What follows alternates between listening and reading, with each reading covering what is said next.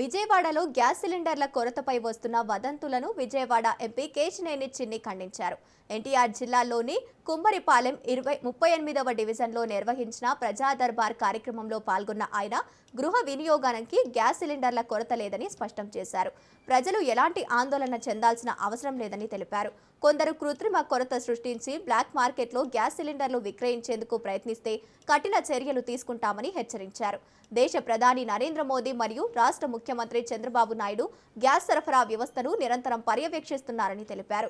ఎన్టీఆర్ జిల్లాలో Indian oil, BPCL వంటి సంస్థల వద్ద గ్యాస్ సిలిండర్ల నిర్వహణకు పరిశీలిస్తూ ప్రజలకు అవసరమైన మేర సరఫరా జరుగుతుందని ఎంపీ చెప్పారు.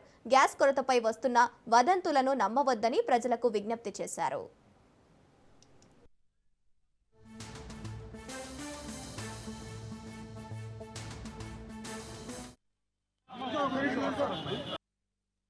పశ్చిమ నియోజకవర్గంలో ప్రతివారం జరిగే విధంగా గ్రీవియన్స్ నేను బుద్ధా వెంకన్న గారు వచ్చి ప్రతినిత్యం ఇక్కడ గ్రీవియన్స్కి ఎవరో ఒకరు నాయకులు అటెండ్ అవుతున్నాం.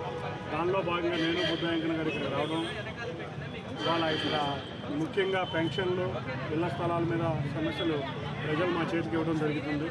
ఈ గ్రీవియన్స్లో ప్రతివారం జరిగిన విధంగా సమస్యలు తీసుకోవడమే కాకుండా రాబోయే 2-3 రోజుల్లో అధికారులు వాళ్ళ దగ్గరికి వెళ్ళి సమస్యలు పరిష్కరించగలిగే సమస్యలు ఉంటే పరిష్కరించేటట్టు, ఏదన్నా ప్రభుత్వం మీద ఆధారపడే సమస్యలు ఉంటే ప్రభుత్వం దృష్టికి తీసుకెళ్లేటట్టు జరుగుతుంది.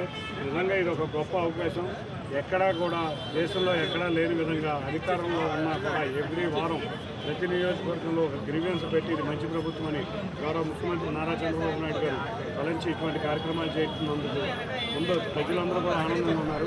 రేపు రాబోయే కాలంలో రాబోయే ఉగాది, రంజాన్ అందరూ కూడా చక్కగా పండుగ జరుపుకోవాలి. అందరికీ కూడా రంజాన్, ఉగాది శుభాకాంక్షలు.